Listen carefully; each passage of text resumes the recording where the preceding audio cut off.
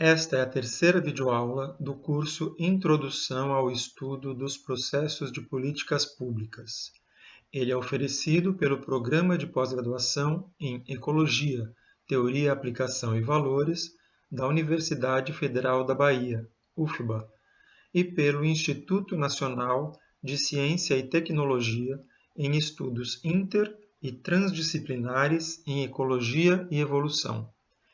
As videoaulas do curso foram elaboradas pelo professor Pedro Rocha, coordenador do Laboratório de Ecologia Básica e Aplicada do Instituto de Biologia da UFBA.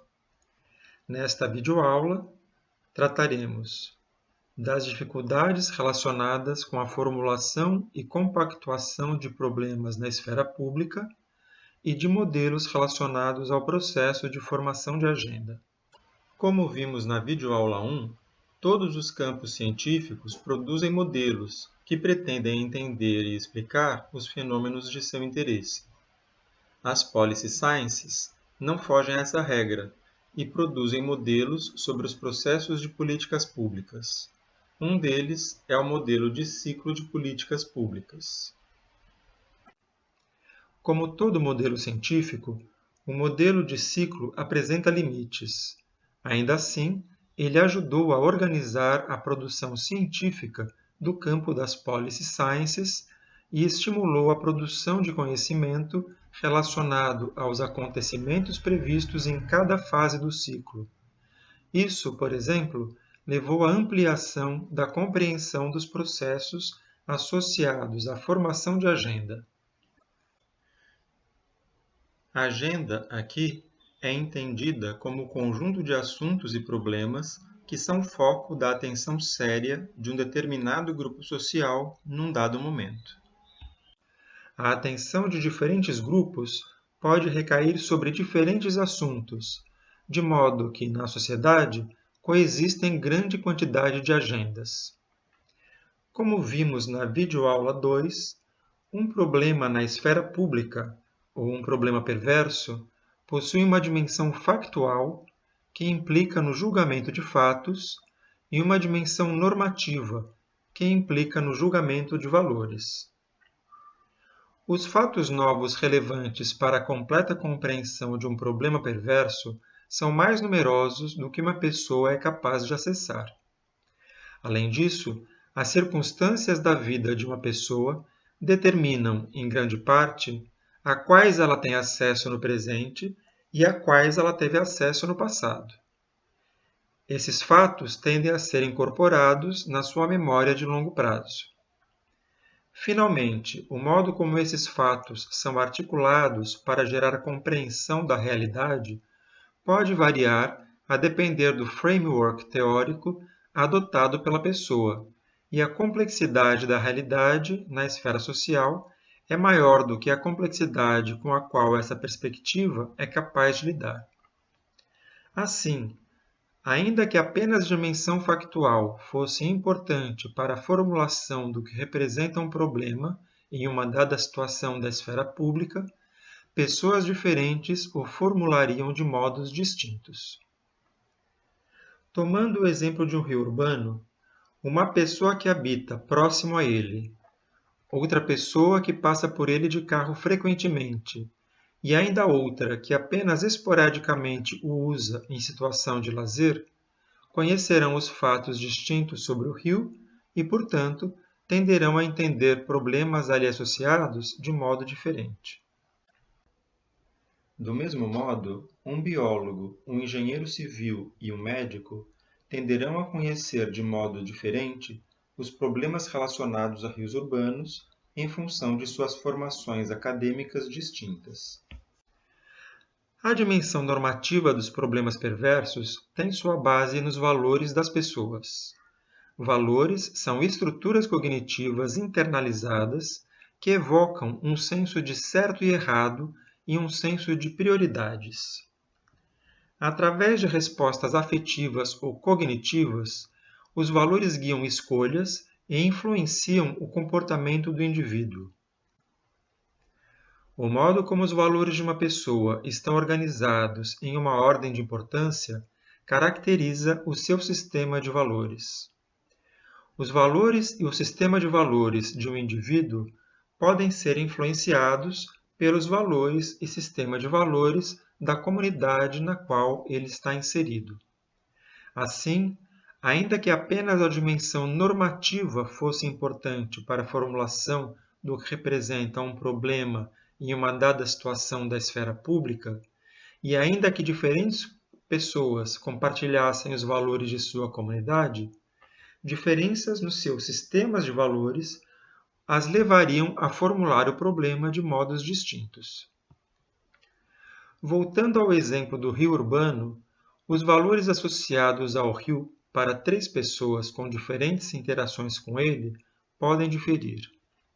O morador das suas margens pode dar mais valor aos riscos de saúde aos quais sua família está sujeita, dada a proximidade ao rio poluído.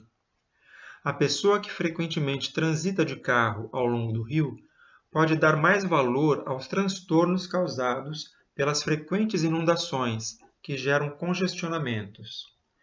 Já a pessoa que usa as margens do rio esporadicamente para lazer pode dar mais valor aos riscos de assalto, dada a presença de vegetação densa e a ausência de iluminação. Assim, cada um tenderá a desenvolver uma opinião distinta em relação a qual problema deve ser enfrentado. Do mesmo modo, campos diferentes da ciência tendem a estar associados com valores sociais particulares, ainda que não claramente declarados. A biologia tende a atribuir valor intrínseco à biodiversidade. As engenharias tendem a valorizar a intervenção humana no ambiente para maximizar benefícios. A medicina tende a valorizar condições ambientais que minimizem os riscos de proliferação de agentes transmissores de doenças. Assim, um biólogo, um engenheiro e um médico tenderão a perceber diferentes problemas ao serem questionados sobre o que deve ser feito a respeito de um rio urbano. Em síntese, assim como a complexidade na dimensão factual dos problemas perversos traz dificuldades ao julgamento de fatos parcialmente conhecidos por frameworks teóricos distintos, a ambiguidade na sua dimensão normativa traz dificuldades ao julgamento dos valores que se encontram em disputa. Além disso, é importante notar que as dimensões factual e normativa interagem no nível do indivíduo. Uma solução normativa preferida possui sua própria justificativa factualmente correta. Essa justificativa gera disputa, porque está vinculada a uma ambiguidade de valores. Essa disputa é possível devido à complexidade factual do assunto. Muitas vezes, a complexidade factual é usada no debate político como artifício para que se defendam posições de valor de um modo aparentemente racional, mas através da escolha deliberada de fatos que se adequem à posição de valor. Não é incomum que, em temas controversos, mesmo o conhecimento científico seja usado desse modo, o que é conhecido como uso simbólico da ciência, e não para compreender o problema, o que representaria o uso instrumental da ciência. Isso é possível porque o conhecimento científico abriga dissenso, ainda que haja posições majoritárias em vários campos. Os debates políticos recentes sobre a necessidade de controle de emissões de carbono, que se baseiam em argumentos de que a origem das mudanças climáticas tem ou não tem origem antrópica, são um exemplo desse caso. Outro exemplo diz respeito à polarização política relacionada às estratégias de enfrentamento à Covid-19, que se baseia em argumentos de que tratamentos precoces são ou não são eficazes. O campo da psicologia traz elementos para compreendermos outras dificuldades associadas ao estabelecimento de acordos sobre problemas perversos e na esfera política.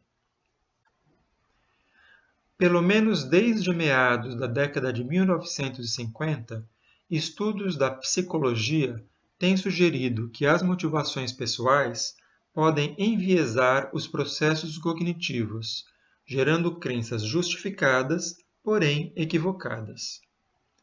O modelo do raciocínio motivado, que se tornou importante na literatura a partir da década de 1990, prevê duas classes de motivação que podem afetar o raciocínio: a motivação baseada no direcionamento para a conclusão e a motivação baseada na precisão da conclusão.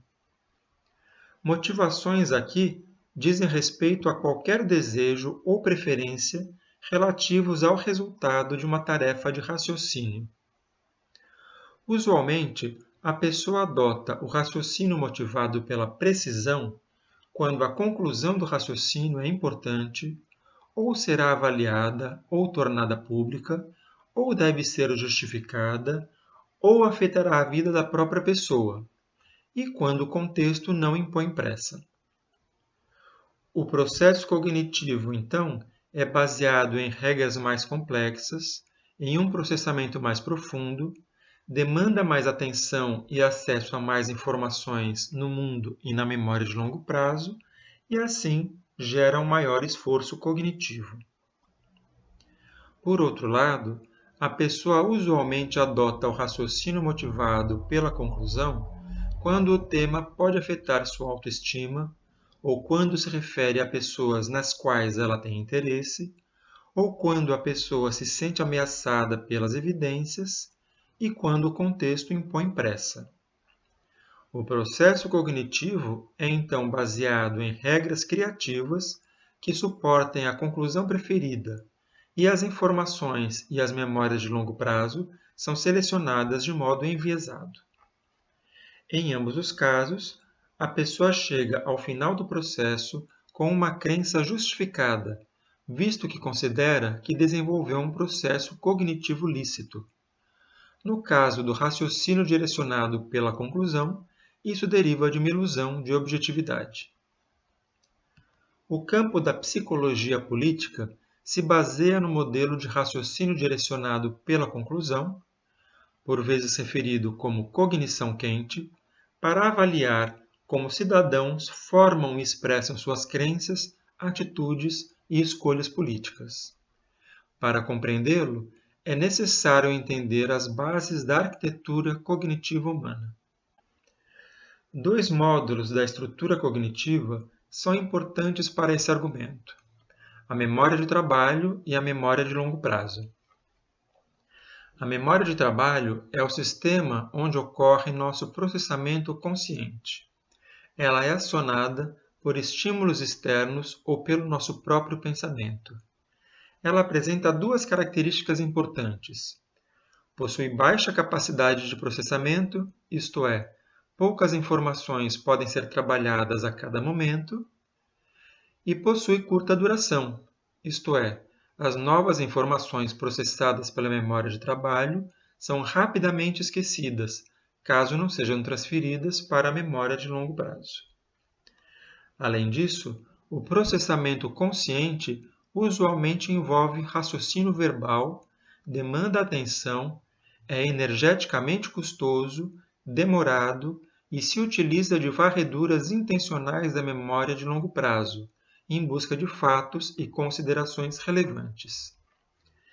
Já a memória de longo prazo é caracterizada, obviamente, pela sua longa duração e pela imensa capacidade de armazenamento, mas seus conteúdos só se tornam conscientes quando resgatados pela memória de trabalho. Os conteúdos da memória de longo prazo são organizados em redes de significados, as quais facilitam o resgate das informações pertinentes ao foco da atenção na memória de trabalho. Assim, a memória de longo prazo não constitui apenas um repositório passivo de dados. Ela contribui com uma ativação imediata de associações e sentimentos e é capaz de gerar decisões apropriadas, por vezes melhores que as derivadas do processamento consciente. Assim, embora atue através de processos inconscientes, ela tem um papel central na cognição humana. Nossa representação mental do mundo se baseia em nossas experiências prévias, que estão registradas em nossa memória de longo prazo, como fatos, crenças, sentimentos, hábitos, predileções e predisposições comportamentais. Essas memórias formam uma rede, cujas conexões podem ter maior ou menor força, a depender do número de vezes em que são ativadas simultaneamente. Quando uma pessoa arquiva um item em sua memória de longo prazo, ele pode ficar associado a uma carga de afeto, que pode ser positiva ou negativa. Usualmente, essa carga é adicionada quando o item afeta a identidade da própria pessoa, e isso pode ser influenciado por seus traços de personalidade.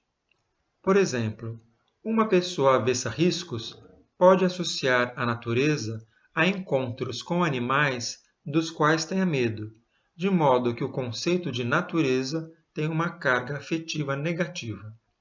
Ou pode associar uma carga afetiva positiva à ideia de progresso.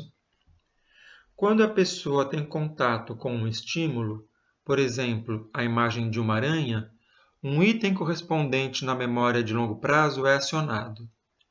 Ele sai de seu estado de dormência quase imediatamente, em 100 a 200 milissegundos, e se torna consciente na memória de trabalho. Se não houver uma nova fonte de ativação, ele retorna ao estado de dormência em cerca de 1 segundo. Contudo, aquele acionamento inicial se propaga pelas conexões da rede a qual o item está associado na memória de longo prazo. Isso faz com que os outros itens com os quais ele tem uma conexão forte se tornem mais facilmente acionáveis pela memória de trabalho. Desse modo, se cria uma expectativa pré-consciente, ou seja, uma via preferencial de acionamento de outros itens da memória de longo prazo. Isso gera um certo enquadramento na percepção, reconhecimento e interpretação dos estímulos subsequentes, que é mais rápida que o próprio processamento consciente. Quando um item da memória de longo prazo tem uma forte carga afetiva, seja positiva ou negativa, seu resgate pode influenciar a cognição. Isso pode ocorrer tanto pela via do raciocínio, como pela simulação de estados fisiológicos do corpo que geram sensações físicas associadas a emoções. Isso acaba por influenciar expectativas, atitudes e comportamentos das pessoas, enviesando-os, sem que elas cheguem a perceber o viés, visto que se trata de um processo subconsciente. Assim, em seu processo cognitivo, a pessoa pode, sem perceber, selecionar entre os fatos públicos e entre suas memórias de longo prazo aqueles que mais se adequem às suas crenças prévias. Pode ainda usar estratégias de raciocínio enviesadas que tendam a gerar conclusões simpáticas às suas crenças. Ao final do processo, ela acredita que chegou a uma conclusão justificada pelos fatos, tendo uma sensação de objetividade que não condiz com o processo cognitivo que realmente desenvolveu. O modelo de cognição quente tem como postulado que todos os conceitos sociopolíticos são carregados por afeto. Como a disputa social para incluir itens na agenda governamental é um processo político, os vieses de raciocínio derivados da cognição quente tendem a estar presentes e a afetar o modo como diferentes grupos sociais formulam qual é o problema em uma certa situação. Até aqui, compreendemos um pouco melhor alguns motivos que levam diferentes grupos na sociedade a discordar sobre quais problemas deveriam ser o foco prioritário das políticas públicas. Na videoaula 1, já havíamos adiantado que os governos possuem uma capacidade limitada de desenvolver políticas públicas. É interessante, então, compreender com um pouco mais de detalhe como as policy sciences concebem o processo de disputa pela inclusão de itens na agenda de decisão. As agendas em uma sociedade podem ser organizadas em diferentes níveis, caracterizados por sua proximidade em relação à ativa ação pelo governo. Universo de agendas, agenda sistêmica, agenda institucional e agenda de decisão. O universo de agendas inclui todas as formulações de problemas que potencialmente podem ser apresentadas e debatidas pela sociedade, visando sua inclusão nas políticas públicas. É interessante notar que alguns assuntos podem estar fora do universo de agendas de uma sociedade num certo momento. É o caso, por exemplo, da defesa de ideias comunistas nos Estados Unidos. Essa exclusão pode ser imposta por leis ou pode resultar de pressão social e normas culturais. Contudo, temos visto recentemente transições rápidas de assuntos de fora para dentro do universo de agendas em várias sociedades, como a defesa aberta de intervenções militares no Brasil. Essas mudanças parecem resultar, ao menos em parte, da estrutura e operação das redes sociais mantidas por grandes companhias privadas que são estimuladas por setores associados a forças antidemocráticas. A agenda sistêmica inclui apenas parte do universo de agendas, isto é, inclui os problemas que a comunidade política considera que poderiam ser foco da atenção do governo. Como no caso anterior, ao longo do tempo podem ser alteradas as percepções sobre qual é o foco. Políticas de ações afirmativas com base em raça, por exemplo, passaram a ser foco da atenção de parte da comunidade política brasileira no final da década de 1960, mas só geraram políticas públicas na década de 1980. A agenda institucional inclui apenas uma parte da agenda sistêmica. Ela inclui os problemas que serão considerados seriamente pelos tomadores de decisão institucionais. Alguns itens nela presentes podem demorar muito para passar para a agenda de decisão. Outros podem nunca ser convertidos em políticas públicas. A PEC 171, por exemplo, que trata da redução da maioridade penal para 16 anos, foi proposta em 1993 na Câmara dos Deputados, mas foi votada nessa casa apenas em 2015 e até hoje aguarda apreciação pelo Senado Federal. Os itens da agenda institucional que passam para a agenda de decisão ficam prontos para influenciar as políticas públicas. É na transição da agenda institucional para a agenda de decisão que os conflitos podem se tornar mais acirrados em função da ação de grupos de interesse favoráveis ou contrários a um determinado item da agenda. Além disso, mesmo quando um item já está na agenda de decisão, pode haver competição sobre como formular mais claramente o problema, o que influenciará nas estratégias para a sua resolução. O framework dos níveis de agenda permite perceber que um item no universo de agenda deve passar por filtros progressivamente mais seletivos até ascender à agenda de decisão. Contudo, não se trata apenas de uma competição baseada na qualidade das evidências, dos argumentos ou da retórica. Ela é influenciada pela assimetria de poder político entre os grupos sociais com diferentes agendas. Embora o tema relacionado à assimetria de poder político seja complexo, aqui é importante mostrar como esse poder pode se expressar de diferentes modos. Ele se expressa quando um grupo consegue incluir temas de seu interesse na agenda de decisão, mas ele também se expressa quando um grupo consegue impedir a inclusão, pela ação de outros grupos, de itens que contrariam seus interesses. O poder político pode ser exercido quando o grupo A influencia uma tomada de decisão que afeta o grupo B sem que B concorde com a decisão e possa mesmo se sentir prejudicado pelas suas consequências. Essa concepção de poder é relacional e prevê a relação entre atores políticos com preferências distintas e em competição. Essa situação é conhecida como a primeira face do poder. Ela pode ser exemplificada pelas disputas recentes de posições favoráveis ou ao estabelecimento de regras mais rígidas de afastamento social durante a pandemia da Covid-19, ou a manutenção mais plena das atividades econômicas e sociais.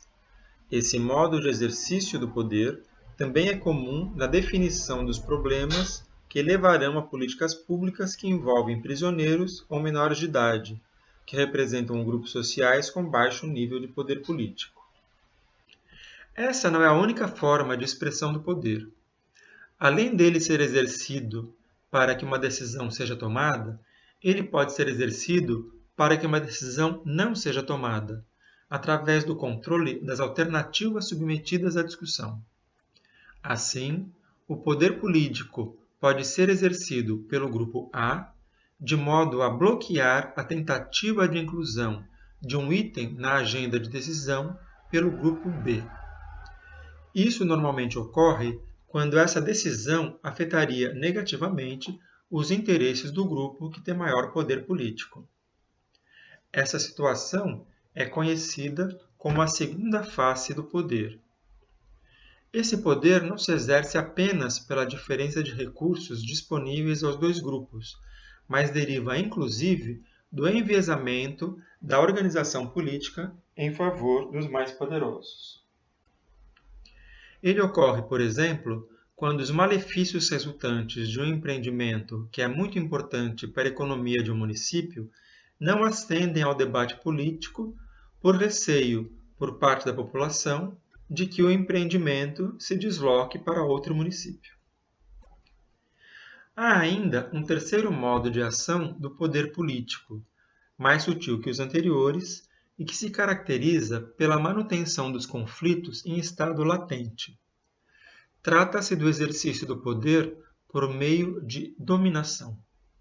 O poder político pode ser exercido pelo grupo A de um modo que remove a própria percepção pelo grupo B de que ele poderia almejar a alteração das políticas públicas, alienando-o politicamente. Com isso, o grupo B torna-se passivo em relação às suas condições desfavoráveis e sequer cogita participar da disputa pública de agendas.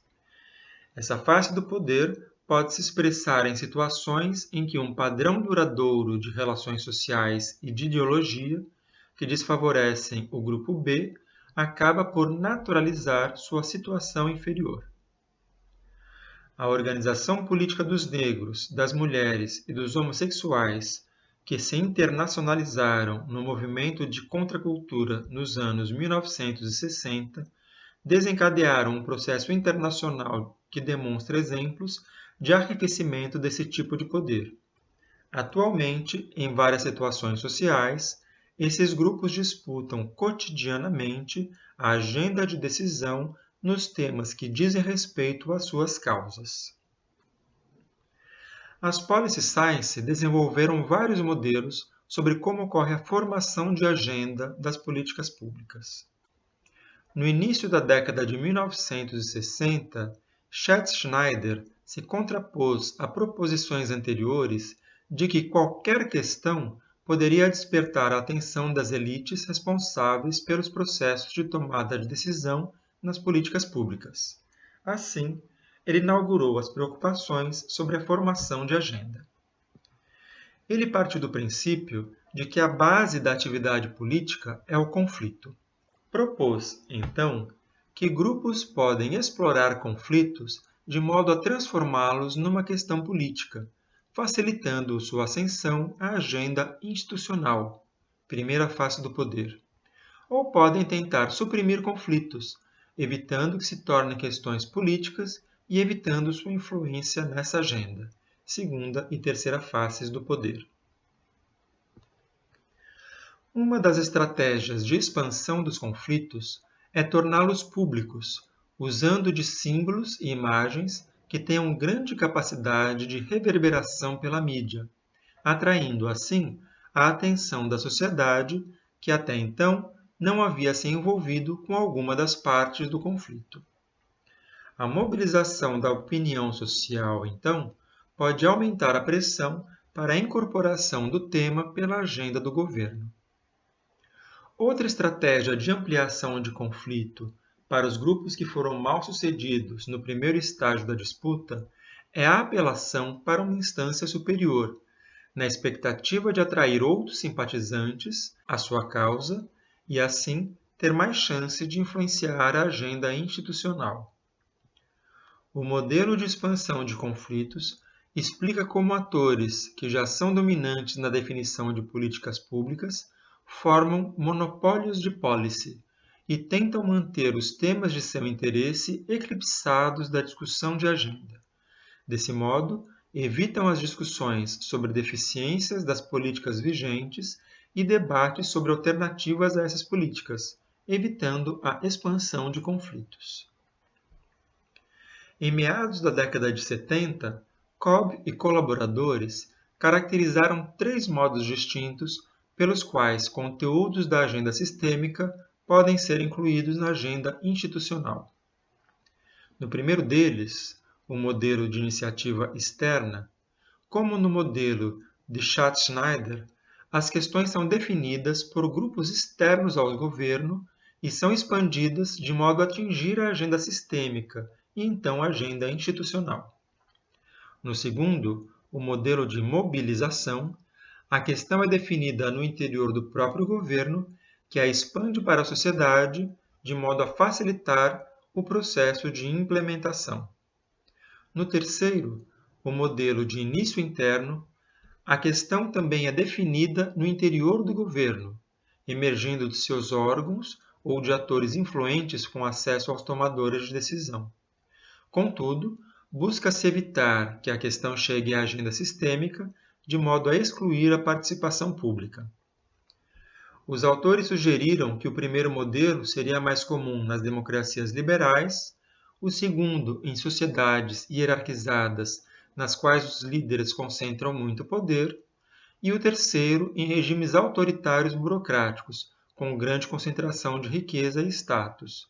Contudo, sabe-se que essa relação não é estrita. Mais recentemente, os novos modelos sobre formação de agenda se afastaram dos conceitos de não decisão, conflito e poder e centraram foco nos mecanismos de entrada e saída de temas na agenda institucional. Em 1995, Kingdom propôs a subdivisão entre a agenda institucional e a agenda de decisão e formulou um modelo que descreve as circunstâncias em que grupos são capazes de influenciar a agenda de decisão. Esse modelo de fluxos prevê que uma coincidência entre a percepção da existência de um novo problema, que se refere ao fluxo de problemas, e um momento político favorável, fluxo político, podem contribuir para que esse problema ascenda à agenda institucional. Entretanto, ele só terá chance de ser incorporado à agenda de decisão caso haja um conjunto de alternativas para a sua resolução, fluxo de soluções. Quando os 3 fluxos coincidem, abre-se uma janela de oportunidades que pode ser utilizada por empreendedores de policy para incluir um item na agenda de decisão. O modelo pode ser utilizado para explicar alterações recentes na agenda governamental brasileira.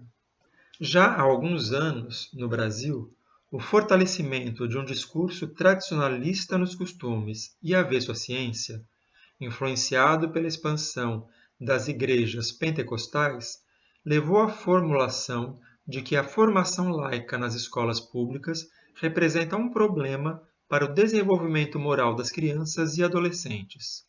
Fluxo de problemas. Uma série de propostas de lei associadas ao movimento auto-intitulado Escola Sem Partido passou a ser apresentada em várias casas legislativas, municipais, estaduais e federais, com diferentes estratégias que visam a introduzir valores cristãos e suprimir temas contrários a eles na formação de jovens. Fluxo de soluções. Na Câmara de Deputados, na esfera federal, o número de representantes desse ideário mais do que dobrou entre 2006 e 2018. E nas últimas eleições, O novo presidente eleito é também aliado com ele. Fluxo político. Essa conjunção criou uma janela de oportunidades para que várias políticas federais ascendessem à agenda de decisão. O governo federal pretende aprovar o ensino domiciliar em 2021. O cálculo do Índice de Desenvolvimento da Educação Básica, IDEB, que avalia a aprendizagem dos estudantes do país, foi transferido do INEP, órgão técnico, para a Secretaria Executiva do Ministério da Educação.